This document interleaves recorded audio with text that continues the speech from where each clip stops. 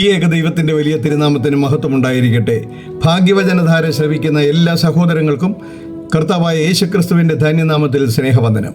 വിശുദ്ധ മത്തായിയുടെ സുവിശേഷം 17-ാം അധ്യായം 21-ാമത്തെ വാക്യത്തിൽ ഇപ്രകാരം പറയുന്നു: നിങ്ങൾക്ക് കടുകുമണിയോളം വിശ്വാസമുണ്ടെങ്കിൽ ഈ മലയോട് ഇവിടെ നിന്ന് അങ്ങോട്ട് നീങ്ങുക എന്ന് പറഞ്ഞാൽ അത് നീങ്ങും.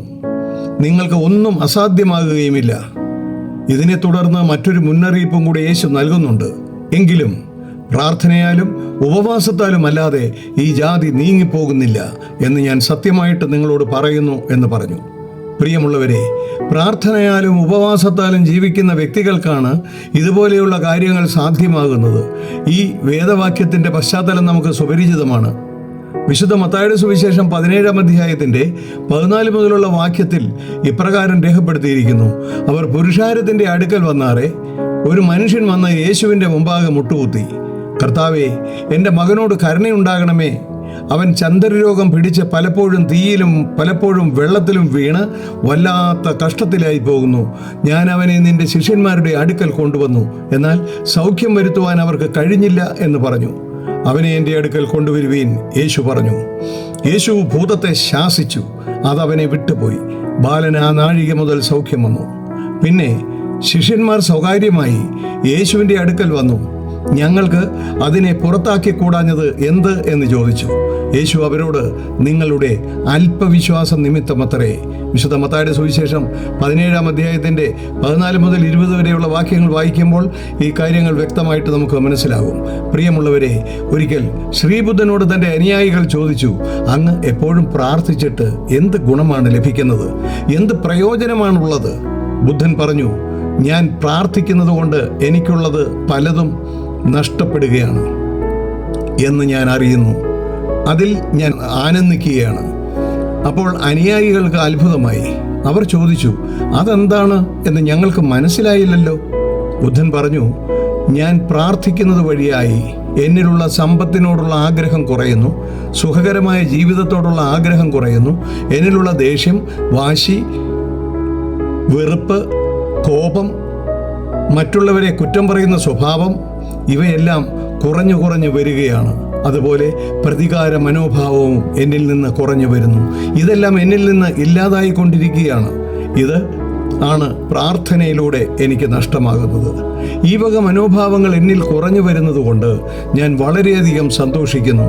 അതുകൊണ്ട് എനിക്ക് എന്നെ പൂർണ്ണമായി നിയന്ത്രിക്കുവാൻ കഴിയുന്നു.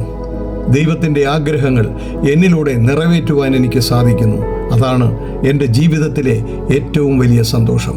പ്രിയമുള്ളവരെ, ബുദ്ധൻ പറഞ്ഞതുപോലെ നമ്മുടെ മനസ്സിൽ വിശ്വാസത്തിനും ആത്മീയ വളർച്ചയ്ക്കും വിരുദ്ധമായ ചിന്തകളും പ്രവർത്തനങ്ങളും സൂക്ഷിച്ചുകൊണ്ടാണോ നാം പ്രാർത്ഥിക്കുന്നത്?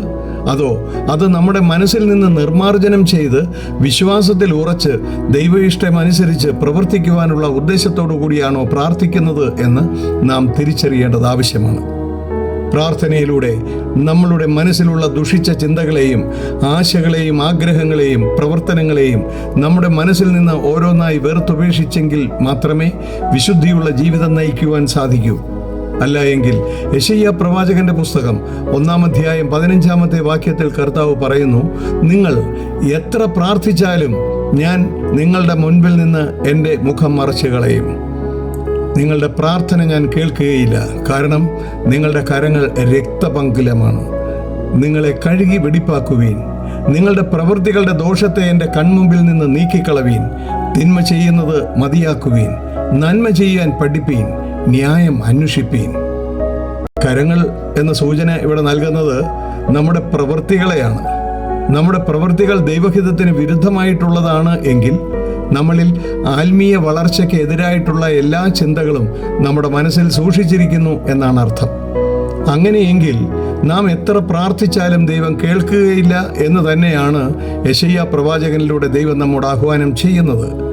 നമ്മുടെ മനസ്സിലുള്ള ദുഷിച്ച പ്രവണതകളെ ഓരോന്നായി ഉപേക്ഷിക്കുവാൻ നാം ദൈവനാമത്തിൽ തീരുമാനമെടുക്കുമ്പോൾ, വിശുദ്ധിയുടെ ജീവിതം നയിക്കുവാൻ നാം ആഗ്രഹിക്കുമ്പോൾ, ദൈവത്തിൻ്റെ ആത്മാവ് നമ്മളിൽ വസിക്കും. ദൈവത്തിൻ്റെ ആത്മാവ് നമ്മളിൽ വസിക്കുമ്പോൾ നമ്മുടെ ദുഷിച്ച മനോഭാവങ്ങളെ ഉപേക്ഷിക്കുവാൻ നമുക്ക് സാധിക്കും.